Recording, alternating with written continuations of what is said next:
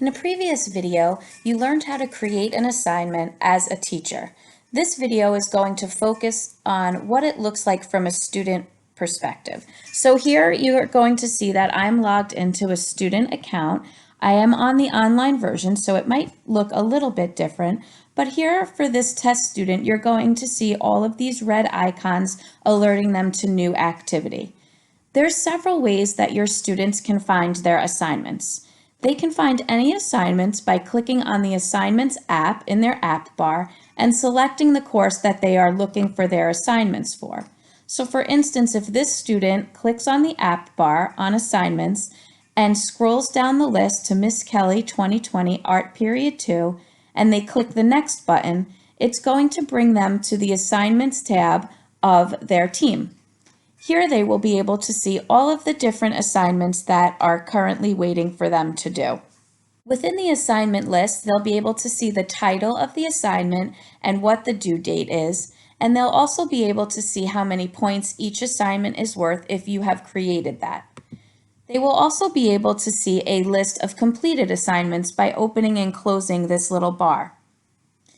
When a student is ready to complete their assignment, they can click on the assignment and it will bring them into the screen that it will show them the instructions that they are given, the point value, and all of the reference materials that you have included. In this example, you've attached a resource as a reference material for the famous artist presentation, and you also included them under My Work, a blank Word document for them to be able to go and write in. So when your students are looking at this, they'll be able to open the reference material by clicking on the three dots. And they have several different options to open this. They can open the Word document right here in Teams, they can open it in the full version of Word, or they can open it in Word Online. I'm going to open it in Teams so that you can see that your students can always be staying right within this application. So here they can go and they can read the document that you've given to them. If they would like to further open this, they can open it in Word by clicking the Open in Desktop app. Once they've finished reading their instructions, they can hit the Close button to go back to their assignment. When they're ready to begin working, they can go under the My Work topic and they can click Open the Research Paper. Here they can open again the research paper right within Teams, and this will keep them in Teams and it will open up the Word document where they can begin their research paper. In order to be able to edit this, they'll need to click on the Edit Document, edit in the full desktop app, or editing in the browser. I'm going to click Edit in Browser and it's going to let me continue typing in my paper. Your students can go and add any information that they want, and it will go from saving to saved.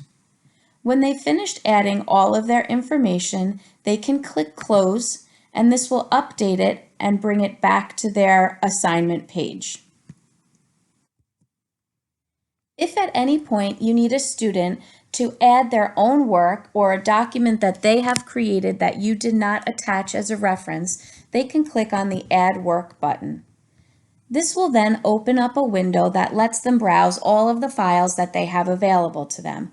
So if they would like to attach a file that they have in OneDrive, they can scroll through their OneDrive and select an attachment, or they can choose to upload a document that they have stored on their own device.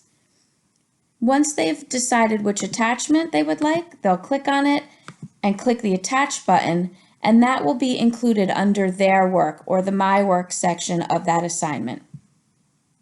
When a student has finished working on all of their information under this assignment, they can select the Turn It In button and it will digitally assign this back to the teacher for grading. If at any point they realize that they want to go back and undo something that they've turned in, they are allowed to do that when they click the Undo Turn In button.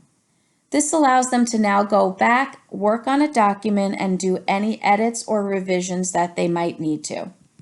You see here it says working on unlocking, and this might take a second for them to be able to go back in. Once they've finished making any revisions that they want, they can once again hit the Turn In button and this will go back to you for grading. When a student is all finished, they can click the back button, and this will bring them back to their assignments list where they will be able to see all of the information and assignments that they have completed and all of the ones that they still need to complete. So if a student needs to complete another assignment, like the form that you assigned, they could click on that, they could open up the form, and this again will keep them right in Teams. Once the form is loaded, they can go through, they can answer all of the questions, and then they can go and submit this. When they hit the submit button, it will tell them thank you. They can close out of this, and it will show that it has been submitted. They can go back to their backlist, and they will see now that they have more assignments completed. A second way that your students can access any of their assignments is by clicking on Teams from the app bar. This will let students go into each team individually, and once they get to that team, they can go and they can click on the Assignments tab for a list of assigned work and completed work. If they need to switch between their teams, they can click on the arrow that says All Teams, and they can go back and select each team that they would look at assignments for.